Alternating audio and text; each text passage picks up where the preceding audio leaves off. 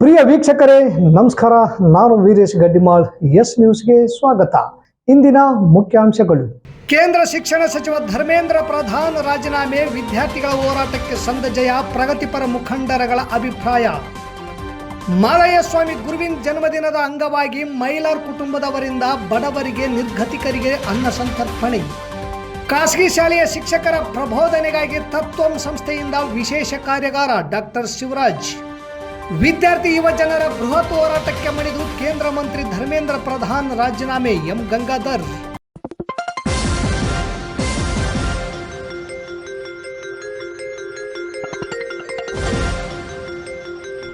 S news, ಇದು ನಿಮ್ಮ ಧ್ವನಿ. ವಾರ್ತೆಗಳ ವಿವರ. ಪ್ರತಿಭಟನೆಗೆ ಮಣಿದು ಕೇಂದ್ರ ಸರ್ಕಾರದ ಶಿಕ್ಷಣ ಸಚಿವ ಧರ್ಮೇಂದ್ರ ಪ್ರಧಾನ್ ತಮ್ಮ ಸ್ಥಾನಕ್ಕೆ ರಾಜೀನಾಮೆ ನೀಡಿರುವುದು ವಿದ್ಯಾರ್ಥಿ ಯುವ ಜನರ ಹೋರಾಟಕ್ಕೆ ಸಂದ ಜಯವಾಗಿದೆ ಎಂದು ಪ್ರಗತಿಪರ ಸಂಘಟನೆಗಳ ಒಕ್ಕೂಟದ ಸಂಚಾಲಕರಾದ ಚಂದ್ರಶೇಖರ್ ಗೊರೆಬಾಳ್, ಡಿಎಚ್ ಕಂಬಳಿ, ಹುಸೇನ್ ಸಾಬ್, ನಾಗರಾಜ್ ಪೂಜಾರ್ ಹಾಗೂ ಎಸ್ ದೇವೇಂದ್ರಗೌಡ ತಿಳಿಸಿದ್ದಾರೆ. ಈ ಕುರಿತು ಶನಿವಾರ ಪತ್ರಿಕಾ ಹೇಳಿಕೆ ಬಿಡುಗಡೆ ಮಾಡಿರುವ ಅವರು, ನೀಟ್ ಅಕ್ರಮ ಖಂಡಿಸಿ ಕೇಂದ್ರ ಶಿಕ್ಷಣ ಸಚಿವ ಧರ್ಮೇಂದ್ರ ಪ್ರಧಾನ್ ರಾಜೀನಾಮೆ ಸೇರಿ ಇನ್ನಿತರೆ ಹಕ್ಕೊತ್ತಾಯಗಳಿಗೆ ಆಗ್ರಹಿಸಿ ವಿದ್ಯಾರ್ಥಿಗಳು ದೆಹಲಿಯ ಜಂತರ್ ಮಂತರ್ನಲ್ಲಿ ಹಮ್ಮಿಕೊಂಡಿದ್ದ ಹೋರಾಟವನ್ನು ಹತ್ತಿಕ್ಕಲು ಕೇಂದ್ರ ಸರ್ಕಾರ ವಿದ್ಯಾರ್ಥಿ ಯುವ ಜನರ ಮೇಲೆ ಮನಬಂದಂತೆ ಹಲ್ಲೆ ನಡೆಸಿದರೂ ಜಗ್ಗದೆ ಕುಗ್ಗದೆ ಪ್ರತಿರೋಧ ವ್ಯಕ್ತಪಡಿಸಿದ ಶ್ರೇಯಸ್ಸು ಪ್ರತಿಭಟನಾ ನಿರತರಿಗೆ ಸಲ್ಲುತ್ತದೆ ಎಂದು ಹೇಳಿದ್ದಾರೆ.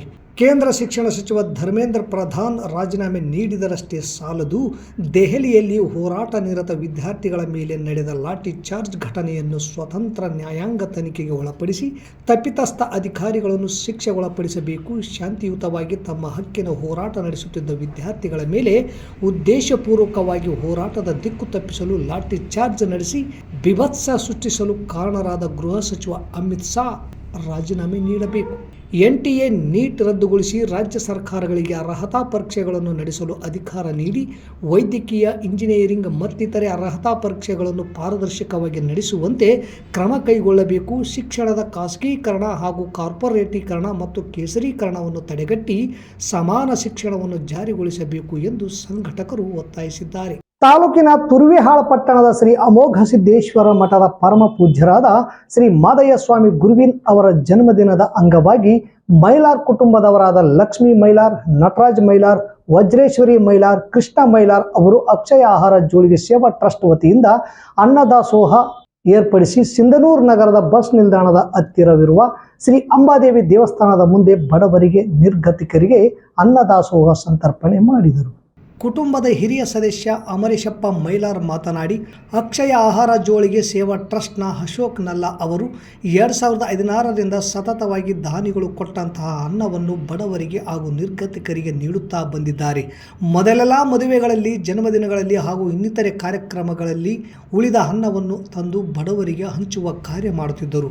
ಆದರೆ ಇತ್ತೀಚಿನ ದಿನಗಳಲ್ಲಿ ಅಭಿಮಾನಿಗಳು ತಮ್ಮ ಹುಟ್ಟುಹಬ್ಬ ಹಾಗೂ ಇನ್ನಿತರೆ ಶುಭ ಕಾರ್ಯಗಳಿಗೆ ಅಕ್ಷಯ ಆಹಾರ ಜೋಳಿಗೆ ಸೇವಾ ಟ್ರಸ್ಟ್ ಮೂಲಕ ಸೇವಾ ಮನೋಭಾವನೆಯಿಂದ ಮಾಡುತ್ತಿದ್ದಾರೆ. ಅವರಿಗೆ ಒಳ್ಳೆಯದಾಗಲಿ ಎಂದರು. ನಂತರ ಮಾದಯ್ಯ ಸ್ವಾಮಿ ಗುರುವಿನ್ ಮಾತನಾಡಿ, ಪ್ರತಿದಿನವೂ ಕೂಡ ಅಕ್ಷಯ ಆಹಾರ ಜೋಳಿಗೆ ಸೇವಾ ಟ್ರಸ್ಟ್ ವತಿಯಿಂದ ಹುಟ್ಟುಹಬ್ಬ, ವಾರ್ಷಿಕೋತ್ಸವ ನಿಮಿತ್ತವಾಗಿ ಬಡವರಿಗೆ ಹಾಗೂ ಹಳ್ಳಿಗಳಿಂದ ಬರುವ ಜನರಿಗೆ ಅನ್ನದಾಸೋಹದಿಂದ ಹೊಟ್ಟೆ ತುಂಬಿಸುವ ಕೆಲಸ ಮಾಡುತ್ತಿರುವುದು ಶ್ಲಾಘನೀಯವಾದುದು. ಇವತ್ತಿನ ದಿನದಂದು ನನ್ನ ಜನ್ಮದಿನದ ಅಂಗವಾಗಿ ಮೈಲಾರ್ ಕುಟುಂಬದವರು ಸೇರಿಕೊಂಡು ಅಕ್ಷಯ ಆಹಾರ ಜೋಳಿಗೆ ಸೇವಾ ಟ್ರಸ್ಟ್ ಮೂಲಕ ಅನ್ನ ಸಂತರ್ಪಣೆ ಮಾಡುತ್ತಿರುವುದು ಸಂತೋಷಕರ ವಿಷಯ. ಅವರ ಕುಟುಂಬಕ್ಕೂ ಹಾಗೂ ಅಕ್ಷಯ ಆಹಾರ ಜೋಳಿಗೆ ಸೇವಾ ಟ್ರಸ್ಟ್ ಸಂಸ್ಥೆಗೂ ಒಳ್ಳೆಯದಾಗಲಿ ಎಂದರು. ಅಕ್ಷಯ ಆಹಾರ ಜೋಳಿಗೆ ಸೇವಾ ಟ್ರಸ್ಟ್ ಅಧ್ಯಕ್ಷ ಅಶೋಕ್ ನಲ್ಲ ಮಾತನಾಡಿ, ನಾವು ಸತತವಾಗಿ 73ನೇ ದಿನದ ಅನ್ನದಾಸೋಹ ಕಾರ್ಯಕ್ರಮವಾಗಿದೆ. ದಾನಿಗಳ ಸಹಾಯ ಸಹಕಾರದಿಂದ ಬಡವರಿಗೆ ಅನ್ನ ಸಂತರ್ಪಣೆ ಮಾಡುವ ಕೆಲಸ ಮಾಡುತ್ತಿದ್ದೇವೆ ಎಂದರು. ಈ ಸಂದರ್ಭದಲ್ಲಿ ಮಲ್ಲಪ್ಪ ಮೈಲಾರ್, ನಿಂಗಪ್ಪ ಕರಡೋಣಿ ಕಾನಿಹಾಳ್, ನಟರಾಜ್ ಮೈಲಾರ್, ಗುಂಡಪ್ಪ ಮೈಲಾರ್, ಶಿವಶಂಕರ್ ಮೈಲಾರ್, ನಾಗರಾಜ್ ಮೈಲಾರ್, ಸೋಮಶೇಖರ್ ಮೈಲಾರ್, ಆನಂದ್ ವೈಷ್ಣವಿ ಮಾರ್ಕೆಟಿಂಗ್, ಶರಣಪ್ಪ ಪಾಟೀಲ್ ಸೇರಿ ಬಡವರಿಗೆ, ನಿರ್ಗತಿಕರಿಗೆ ಅನ್ನ ಸಂತರ್ಪಣೆ ಮಾಡಿದರು. ಈ ಒಂದು ಅಕ್ಷಯ ಜೋಳಿಗೆ ಪ್ರತಿದಿನವೂ ಕೂಡ ವಿವಿಧ ಜನರ ಹುಟ್ಟುಹಬ್ಬದ ನಿಮಿತ್ತವಾಗಿ, ಒಂದು ಮದುವೆ ವಾರ್ಷಿಕೋತ್ಸವದ ನಿಮಿತ್ತವಾಗಿ ಇವತ್ತು ಅನ್ನದಾನವನ್ನು ಮಾಡತಕ್ಕಂಥದ್ದು ಬಹಳಷ್ಟು ಸಂತೋಷವನ್ನು ಉಂಟು ಮಾಡಿದೆ. ಇವತ್ತು ನಮ್ಮ ಜನ್ಮದಿನದ ನಿಮಿತ್ತವಾಗಿಟ್ಕೊಂಡು ಮೈಲಾರ ಕುಟುಂಬದವರು ಎಲ್ಲರೂ ಸೇರ್ಕೊಂಡು ಇವತ್ತು ಅನ್ನದಾನವನ್ನ ಮಾಡಿರ್ತಕ್ಕಂಥದ್ದು ಬಹಳಷ್ಟು ಸಂತೋಷ ತಂದಿರತಕ್ಕಂಥದ್ದು. ಆ ಕುಟುಂಬಕ್ಕೂ ಮತ್ತು ಅಕ್ಷರ ಜೋಳಿಯ ಸಂಸ್ಥೆಗೂ ಕೂಡ ಆ ಭಗವಂತನ ಆಶೀರ್ವಾದ ಸದಾಕಾಲ ಇರಲಿ ಅಂತೇಳಿ ಹಾರೈಸ್ತೇನೆ. ಶರಣಾರ್ಥಿಗಳು. ಸಿಂಧನೂರಿನ ಅಕ್ಷಯ ಆಹಾರ ಜೋಳಿಗೆಯ ಅಶೋಕ್ ನಲ್ಲ ಇವರು ಸತತ 2016ರಿಂದ ಈ ಒಂದು ಬಡವರಿಗೆ ದಾಸೋಹದ ಸೇವೆಯನ್ನ ಮಾಡ್ತಾ ಬಂದಿದ್ದಾರೆ.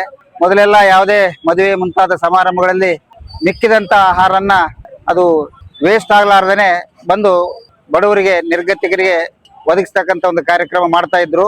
ಇತ್ತೀಚಿನ ದಿನಮಾನಗಳಲ್ಲಿ ಅಭಿಮಾನಿಗಳು ತಮ್ಮ ಹುಟ್ಟುಹಬ್ಬ ಇನ್ನಿತರ ಯಾವುದೇ ಒಂದು ಶುಭ ಕಾರ್ಯಗಳಿಗೆ ಈ ಒಂದು ಕಾರ್ಯಕ್ರಮವನ್ನ ನಲ್ಲ ಅವರಿಗೆ ಒಂದು ಮೂಲಕ ಅಕ್ಷಯ ಆಹಾರ ಜೋಳಿಗೆ ಮೂಲಕ ಈ ಒಂದು ಉಚಿತವಾಗಿ ಸೇವಾ ಮನೋಭಾವನೆಯಿಂದ ಈ ಒಂದು ಕಾರ್ಯಕ್ರಮ ಮಾಡ್ತಾ ಇದ್ದಾರೆ.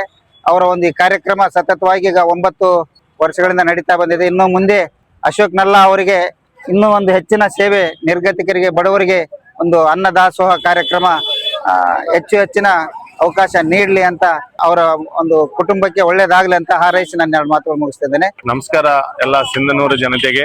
ನಮ್ಮ ಅಕ್ಷಯ ಆಹಾರ ಜೋಳಿಗೆ ಸೇವಾ ಟ್ರಸ್ಟ್ ವತಿಯಿಂದ ಈ ಒಂದು ಎಲ್ಲ ಸದಸ್ಯರನ್ನು ಗೂಡಿಸಿಕೊಂಡು ನಾವು ಈ ಒಂದು ಅನ್ನದಾಸೋಹ ಕಾರ್ಯಕ್ರಮವನ್ನು 73ನೇ ದಿನವಾಗಿ ನಡೆಸ್ತಾ ಇದ್ದೀವಿ. ಇದಕ್ಕೆ ಮೇನು ನಮಗೆ ಬೆನ್ನೆಲುಬು ಬಂದ್ರೆ ಕಾಣದ ಕೈಗಳು ಹಾಗೂ ದಾನಿಗಳು ಸಹಕಾರದಿಂದ ಈ ಒಂದು ಕಾರ್ಯವನ್ನು ಮಾಡ್ತಾ ಇದ್ದೀವಿ. ಹಿಂಗೆ 365 ದಿನ ಕೂಡ ಇದೇ ತರ ಹಸಿದವರಿಗೆ ಅನ್ನ ಕೊಡ್ಬೇಕನ್ನೋದೊಂದು ನಮ್ಮ ಆಸೆಯನ್ನು ದೇವರಲ್ಲಿ ಪ್ರಾರ್ಥನೆ ಮಾಡುತ್ತಾ ದಾನಿಗಳಲ್ಲಿ ಕೂಡ ವಿನಂತಿಸಿಕೊಳ್ತಾ ಇದ್ದೀನಿ. ತತ್ವ ಸಂಸ್ಥೆ ವತಿಯಿಂದ ಶಿಕ್ಷಕರಿಗಾಗಿ ವಿಶೇಷ ಪ್ರಬೋಧನಾ ಕಾರ್ಯಾಗಾರವನ್ನು ನಗರದ ಖಾಸಗಿ ಶಾಲೆ ಸಹನಾದಲ್ಲಿ ಆಯೋಜಿಸಿ ಶಿಕ್ಷಣವನ್ನು ಕೇವಲ ಪಾಠ ಬೋಧನೆಗೆ ಮಾತ್ರ ಸೀಮಿತಗೊಳಿಸಿದೆ. ಶಿಕ್ಷಕರು ಶ್ರದ್ಧೆ, ಭಕ್ತಿ ಹಾಗೂ ಮೌಲ್ಯಾಧಾರಿತ ಬೋಧನೆ ಮೂಲಕ ವಿದ್ಯಾರ್ಥಿಗಳ ಜೀವನವನ್ನು ರೂಪಿಸಲು ಪ್ರೇರೇಪಿಸುವುದು ಈ ಸಂಸ್ಥೆಯ ಮುಖ್ಯ ಉದ್ದೇಶವಾಗಿದೆ ಎಂದು ತಾಲೂಕು ಖಾಸಗಿ ಶಿಕ್ಷಣ ಸಂಸ್ಥೆಗಳ ಸಂಘದ ಗೌರವಾಧ್ಯಕ್ಷರು ಹಾಗೂ ಮಕ್ಕಳ ತಜ್ಞರಾದ ಡಾಕ್ಟರ್ ಕೆ ಶಿವರಾಜ್ ಹೇಳಿದರು. ಈ ಕಾರ್ಯಕ್ರಮದ ಜ್ಯೋತಿ ಬೆಳಗಿಸಿ ಮಾತನಾಡಿದ ಅವರು, ಶಿಕ್ಷಕರು ತಮ್ಮ ವೃತ್ತಿಯ ಮಹತ್ವ ಮತ್ತು ಸಾಮಾಜಿಕ ಜವಾಬ್ದಾರಿಯನ್ನು ಸಂಪೂರ್ಣವಾಗಿ ಅರಿತು ವಿದ್ಯಾರ್ಥಿಗಳ ವ್ಯಕ್ತಿತ್ವ ವಿಕಾಸಕ್ಕೆ ಮಾರ್ಗದರ್ಶಕರಾಗಬೇಕೆಂಬ ಸಂದೇಶವನ್ನು ಸಮಾಜಕ್ಕೆ ತಲುಪಿಸುವುದೇ ಈ ಸಂಸ್ಥೆಯ ಧ್ಯೇಯವಾಗಿದೆ. ಪ್ರಸ್ತುತ ಖಾಸಗಿ ಶಿಕ್ಷಣ ಸಂಸ್ಥೆಗಳು ವೇಗವಾಗಿ ಬೆಳೆಯುತ್ತಿರುವ ಈ ಸಂದರ್ಭದಲ್ಲಿ ಶಿಕ್ಷಕರಲ್ಲಿ ಮೌಲ್ಯಾಧಾರಿತ ಬೋಧನೆಯನ್ನು ಬೆಳೆಸುವ ಇಂತಹ ಕಾರ್ಯಾಗಾರಗಳು ಅತ್ಯಂತ ಅಗತ್ಯವೆಂಬ ಉದ್ದೇಶದಿಂದ ಹಮ್ಮಿಕೊಳ್ಳಲಾಗಿದೆ ಎಂದರು. ಇದೇ ವೇಳೆ ತತ್ವಂ ಸಂಸ್ಥೆಯ ಪ್ರತಿನಿಧಿಗಳಾದ ಪ್ರದೀಪ್ ನಟರಾಜ್ ಹಾಗೂ ಸ್ನೇಹಾ ಮಾಲ್ದೆ ಶಿಕ್ಷಕರಿಗಾಗಿ ಕಾರ್ಯಾಗಾರ ನಡೆಸಿಕೊಟ್ಟರು. ಪ್ರದೀಪ್ ನಟರಾಜ್ ಮಾತನಾಡಿ, ಪ್ರತಿಯೊಬ್ಬ ಶಿಕ್ಷಕರು ತಮ್ಮನ್ನು ತಾವು ನಿತ್ಯ ವಿದ್ಯಾರ್ಥಿ ಎಂದು ಭಾವಿಸಿ ನಿರಂತರವಾಗಿ ಕಲಿಯುತ್ತಾ ತಮ್ಮ ಕರ್ತವ್ಯವನ್ನು ನಿಷ್ಠೆಯಿಂದ ನಿರ್ವಹಿಸಿದಾಗ ಮಾತ್ರ ಸಮಾಜ ನಿರ್ಮಾಣದಲ್ಲಿ ಮಹತ್ತರ ಪಾತ್ರ ವಹಿಸಲು ಸಾಧ್ಯ ಎಂದು ತಿಳಿಸಿದರು. ಖಾಸಗಿ ಶಿಕ್ಷಣ ಸಂಸ್ಥೆಗಳ ತಾಲೂಕು ಅಧ್ಯಕ್ಷರಾದ ವೈ ನರೇಂದ್ರನಾಥ್ ಅಧ್ಯಕ್ಷತೆ ವಹಿಸಿ ಮಾತನಾಡಿ, ನಗರದ ಶ್ರೀ ರಾಮಕೃಷ್ಣ ವಿವೇಕಾನಂದ ಆಶ್ರಮದ ಸಹಯೋಗದಿಂದ ನಡೆಸುತ್ತಿರುವ ಈ ಕಾರ್ಯಕ್ರಮದ ಸದುಪಯೋಗವನ್ನು ಶಿಕ್ಷಕರೆಲ್ಲರೂ ಉಪಯೋಗಿಸಿಕೊಳ್ಳಬೇಕು. ತಾವು ಪಡೆದ ಜ್ಞಾನ, ವಿಚಾರ, ವಿಕಾಸ ಮತ್ತು ಬೋಧನಾ ಕೌಶಲ್ಯ ಹಾಗೂ ಮೌಲ್ಯಗಳನ್ನು ಶಾಲೆಗಳಲ್ಲಿ ವಿದ್ಯಾರ್ಥಿಗಳಿಗೆ ಬೋಧಿಸುವ ಮೂಲಕ ಈ ಕಾರ್ಯಕ್ರಮವನ್ನು ಯಶಸ್ವಿಗೊಳಿಸಬೇಕೆಂದು ಹೇಳಿದರು. ಈ ಕಾರ್ಯಾಗಾರದಲ್ಲಿ ಸುಮಾರು 400ಕ್ಕೂ ಹೆಚ್ಚು ಶಿಕ್ಷಕರು ಭಾಗವಹಿಸಿ ಆಸಕ್ತಿಯಿಂದ ಚರ್ಚೆಗಳಲ್ಲಿ ಪಾಲ್ಗೊಂಡರು. ರಾಮಕೃಷ್ಣ ವಿವೇಕಾನಂದ ಆಶ್ರಮದ ಸದಾನಂದ ಸ್ವಾಮೀಜಿ, ಸತೀಶ್ ಆರ್.ಸಿ. ಪಾಟೀಲ್, ವೀರೇಶ್ ಅಗ್ನಿ, ತನ್ವೀರ್ ಹಾಗೂ ಸರಸ್ವತಿ ಪಾಟೀಲ್ ಸೇರಿದಂತೆ ಹಲವರು ಭಾಗವಹಿಸಿ ಕಾರ್ಯಕ್ರಮದ ಯಶಸ್ವಿಗೆ ಕೈ ಜೋಡಿಸಿದರು. ಬೆಳಗ್ಗೆ 10 ಗಂಟೆಗೆ ಪ್ರಾರಂಭವಾಗಿ ಸಾಯಂಕಾಲ 5 ಗಂಟೆಯವರೆಗೂ ಅತ್ಯಂತ ಉಪಯುಕ್ತವಾಗಿ ಈ ಕಾರ್ಯಕ್ರಮ ನಡೆದಿದ್ದು, ಎಲ್ಲ ಶಿಕ್ಷಕರು ಇಡೀ ದಿನ ಭಾಗವಹಿಸಿ ಕಾರ್ಯಕ್ರಮವನ್ನು ಯಶಸ್ವಿಗೊಳಿಸಿದರು. ದೇಶದ ವಿದ್ಯಾರ್ಥಿ ಯುವ ಜನರ ನ್ಯಾಯಯುತ ಹೋರಾಟವನ್ನು ಪೊಲೀಸ್ ಲಾಠಿ ದಮನ, ಬಂಧನ ಮತ್ತು ಬೆದರಿಕೆಗಳ ಮೂಲಕ ಹತ್ತಿಕ್ಕಬಹುದು ಎಂದುಕೊಂಡಿದ್ದ ಕೇಂದ್ರದ ಫ್ಯಾಸಿಸ್ಟ್ ಸರ್ಕಾರಕ್ಕೆ ವಿದ್ಯಾರ್ಥಿ ಯುವ ಜನರ ಐಕ್ಯ ಹೋರಾಟ ತಕ್ಕ ಉತ್ತರ ನೀಡಿದೆ. ಜೇನುಗೂಡಿಗೆ ಕಲ್ಲು ಎಸೆದರೆ ಅದರ ಪರಿಣಾಮವನ್ನು ಎದುರಿಸಲೇಬೇಕು ಎಂಬುದನ್ನು ಈ ಹೋರಾಟ ಸಾಬೀತುಪಡಿಸಿದೆ ಎಂದು ಸಿಪಿಐಎಂಎಲ್ ರೆಡ್ ಸ್ಟಾರ್ ಪಕ್ಷದ ರಾಜ್ಯ ಕಾರ್ಯದರ್ಶಿ ಎಂ ಗಂಗಾಧರ್ ಹೇಳಿದರು. ವಿದ್ಯಾರ್ಥಿಗಳ ಭವಿಷ್ಯಕ್ಕೆ ಸಂಬಂಧಿಸಿದ ಗಂಭೀರ ಪ್ರಶ್ನೆಗಳ ವಿರುದ್ಧ ದೇಶದಾದ್ಯಂತ ಧ್ವನಿ ಎತ್ತಿದ ವಿದ್ಯಾರ್ಥಿ ಯುವಜನರನ್ನು ಮಾತುಕತೆಯ ಬದಲು ದಮನಿಸುವ ಮಾರ್ಗವನ್ನು ಸರ್ಕಾರ ಆಯ್ಕೆ ಮಾಡಿಕೊಂಡಿತ್ತು. ದೆಹಲಿಯ ಜಂತರ್ ಮಂತರ್ ಸೇರಿದಂತೆ ವಿವಿಧೆಡೆ ನ್ಯಾಯಕ್ಕಾಗಿ ಬೀದಿಗಿಳಿದ ವಿದ್ಯಾರ್ಥಿಗಳ ಮೇಲೆ ಪೊಲೀಸ್ ದೌರ್ಜನ್ಯ ನಡೆಸಿ ಲಾಠಿ ಬೀಸಿ ಹೋರಾಟದ ಧ್ವನಿಯನ್ನು ಅಡಗಿಸಲು ನಡೆಸಿದ ಪ್ರಯತ್ನ ಅತ್ಯಂತ ಖಂಡನೀಯವಾಗಿದೆ. ಸರ್ಕಾರದ ದಮನಕ್ಕೆ ವಿದ್ಯಾರ್ಥಿ ಯುವಜನರು ಹೆದರಲಿಲ್ಲ. ಲಾಟಿಗೆ ನಮ್ಮ ದನಿ ನಿಲ್ಲಲಿಲ್ಲ. ಬಂಧನಕ್ಕೆ ನಮ್ಮ ಹೋರಾಟ ಬಗ್ಗಲಿಲ್ಲ. ಬೆದರಿಕೆಗೆ ನಮ್ಮ ಹೆಜ್ಜೆ ಹಿಂದಕ್ಕೆ ಸರಿಯಲಿಲ್ಲ. ನಾವು ಸಾವು ನೋವು ಮತ್ತು ಪೊಲೀಸ್ ದೌರ್ಜನ್ಯದ ನಡುವೆಯೂ ಸಾವಿರಾರು ವಿದ್ಯಾರ್ಥಿ ಯುವಜನರು ಪಟ್ಟು ಬಿಡದೆ ಹೋರಾಟ ಮುಂದುವರಿಸಿದರು. ಕೊನೆಗೂ ಈ ಬೃಹತ್ ಜನಪರ ಹೋರಾಟದ ಒತ್ತಡಕ್ಕೆ ಸರ್ಕಾರ ಮಣಿಯಬೇಕಾದ ಪರಿಸ್ಥಿತಿ ನಿರ್ಮಾಣವಾಗಿದೆ. ಇದು ಕೇವಲ ಒಂದು ಹೋರಾಟದ ಗೆಲುವಲ್ಲ, ಇದು ದಮನದ ವಿರುದ್ಧ ಜನಶಕ್ತಿಯ ಗೆಲುವು. ಇದು ವಿದ್ಯಾರ್ಥಿ ಯುವಜನರ ಐಕ್ಯತೆಯ ಗೆಲುವು. ಇದು ಹೋರಾಟದ ಶಕ್ತಿಯ ಗೆಲುವು. ಅಧಿಕಾರ ಮತ್ತು ಪೊಲೀಸ್ ಬಲದಿಂದ ಜನರ ಧ್ವನಿಯನ್ನು ಶಾಶ್ವತವಾಗಿ ಹತ್ತಿಕ್ಕಲು ಸಾಧ್ಯವಿಲ್ಲ ಎಂಬುದನ್ನು ಈ ಹೋರಾಟ ಮತ್ತೊಮ್ಮೆ ಎಚ್ಚರಿಸಿದೆ.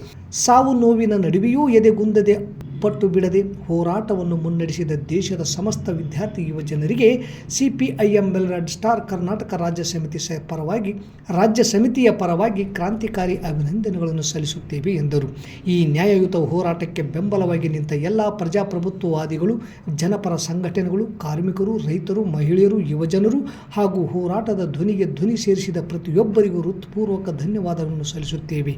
ಆದರೆ ಹೋರಾಟ ಇನ್ನೂ ಮುಗಿದಿಲ್ಲ. ವಿದ್ಯಾರ್ಥಿ ಯುವಜನರ ಇನ್ನು ಕೆಲವು ಪ್ರಮುಖ ಬೇಡಿಕೆಗಳು ಈಡೇರುವವರೆಗೆ ಮತ್ತು ಶಿಕ್ಷಣ ಕ್ಷೇತ್ರದಲ್ಲಿ ನಡೆಯುತ್ತಿರುವ ಅನ್ಯಾಯ, ಅಕ್ರಮ ಹಾಗೂ ದಮನಕ್ಕೆ ಶಾಶ್ವತ ಪರಿಹಾರ ದೊರೆಯುವ ತನಕ ಹೋರಾಟವನ್ನು ಇನ್ನಷ್ಟು ಬಲಿಷ್ಠವಾಗಿ ಮುಂದುವರಿಸಬೇಕಾಗಿದೆ. ಲಾಟಿಗೆ ದನಿ ನಿಲ್ಲುವುದಿಲ್ಲ, ದಮನಕ್ಕೆ ಹೋರಾಟ ಬಗ್ಗುವುದಿಲ್ಲ. ಹೋರಾಟಕ್ಕೆ ಎಂದಿಗೂ ಸೋಲಿಲ್ಲ. ನ್ಯಾಯ ಸಿಗುವವರೆಗೆ ಹೋರಾಟ ಮುಂದುವರಿಯಲಿದೆ. ದೇಶದ ವಿದ್ಯಾರ್ಥಿ ಯುವಜನರು ತಮ್ಮ ಐಕ್ಯತೆಯನ್ನು ಮತ್ತಷ್ಟು ಬಲಪಡಿಸಿ ಪ್ರಜಾಪ್ರಭುತ್ವ ಮತ್ತು ಸಾಮಾಜಿಕ ನ್ಯಾಯದ ರಕ್ಷಣೆಗೆ ನಿರಂತರವಾಗಿ ಹೋರಾಡಬೇಕು ಎಂದು CPIM ರೆಡ್ ಸ್ಟಾರ್ ಕರೆ ನೀಡುತ್ತದೆ. ವಿದ್ಯಾರ್ಥಿ ಯುವಜನರ ಐಕ್ಯ ಹೋರಾಟಕ್ಕೆ ಜಯವಾಗಲಿ, ಜನಪರ ಹೋರಾಟಗಳಿಗೆ ಜಯವಾಗಲಿ, ದಮನಕಾರಿ ಶಕ್ತಿಗಳಿಗೆ ಧಿಕ್ಕಾರ ಎಂದರು. ಇಲ್ಲಿಗೆ ವಾರ್ತಾ ಪ್ರಸಾರ ಮುಕ್ತಾಯವಾಯಿತು. ನಿರಂತರ ಸುದ್ದಿಗಾಗಿ ವೀಕ್ಷಿಸಿ ಎಸ್ ನ್ಯೂಸ್. ಇದು ನಿಮ್ಮ ಧ್ವನಿ. ನಮಸ್ಕಾರ.